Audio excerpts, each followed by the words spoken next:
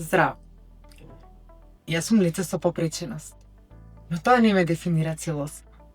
Јас сум човек со свој глас, своја мисла, свој став, свој соништа.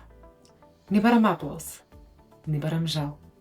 Сакам нешто многу посуштински. Разбирање.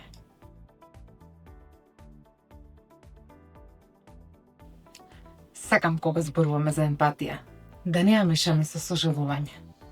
Емпатијата не живее во очите полни со тага. Таа живее во срцето кое што сака да слуша.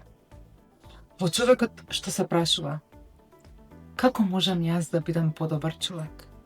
Подобар сограѓанин? Подобар пријател? Подобар сојузник? Вистината е следна. Емпатијата не смее да остане само на лично ниво. Не е доволно да бидеш љубезен кон мене кога ќе ме сретнеш на улица, ако системот ми ги затвора сите останати врати. Затоа, денес зборуваме за 3 перспективи за лицата со попреченост: социолошка, политичка и економска.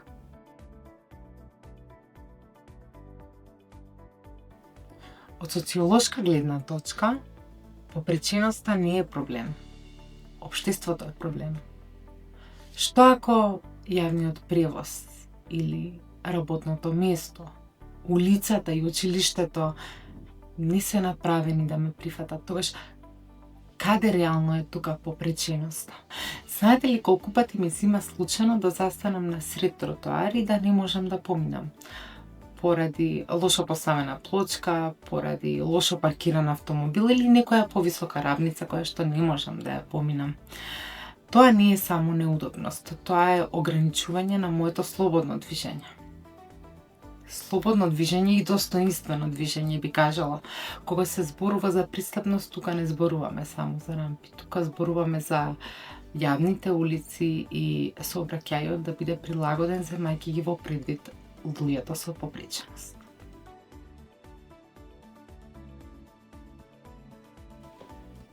Политички гледано, правата за попреченост не се социјални. Тие се човекови права. Ние не бараме милостина.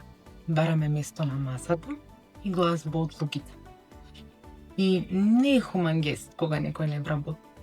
Тоа е основно право. После операцијата активно почнав да барам работа. Ми требаше да се чувствувам корисна и финансиски стабилна. Имав многу интервјуа.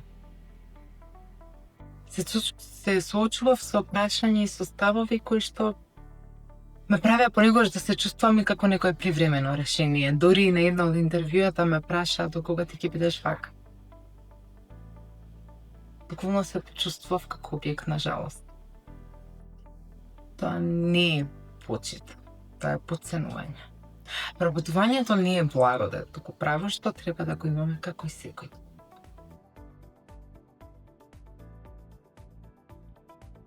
А од економска гледна точка пак, воопшто не сме трошок. Напротив, ние сме потенцијал што го губите доколку не вклучите. И не секој човек кој што е оставен надвор од системот е реално изгубена вредност. Постојат компании кои што вложуваат многу во работни места за лицата со попреченост, технологии, нели, за нив, затоа што тие лица со попреченост не само што се продуктивни, туку се многу посветени работници кои што носат нови идеи, нови креативни решенија и перспективи што може да ја збогатат целата организација. Кога се инвестира во пристапност, едукација и технологија, не ни помагате само нам. Помагате во создавање на едно подобро општество. И затоа следниот пат кога ќе се сретнеме на улица и само ќе ми се насмееш или ќе речеш тежок е овој живот, знаеш, тоа не е емпатија.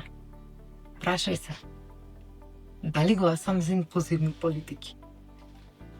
Дали го слушам и го вклучувам во секојдневниот живот оној кој што е на маргините? Дали давам збор кога некој е игнориран? Јас сум лице со попреченост, но пред се сум човек кој заслужува еднаков живот. Не жал, учество. Не тишина, туку глас. Не милост, туку правда. Најтешките бариери велат не се архитектонските. Тие се во умот на еден човек. Ние можеме да срушиме ѕидови, можеме да направиме рампи, но ако не ги рушиме предрасудите, стравот и незнаењето, тогаш вистинската слобода нема да дојде. Долго време за лицата со попреченост се зборува тихо, но ние заслужуваме да бидеме слушнати, јасно и со почит. Да зборуваме за нашите искуства и потреби, да бидеме дел од разговорите што носат промени. Се гледаме следниот вторник.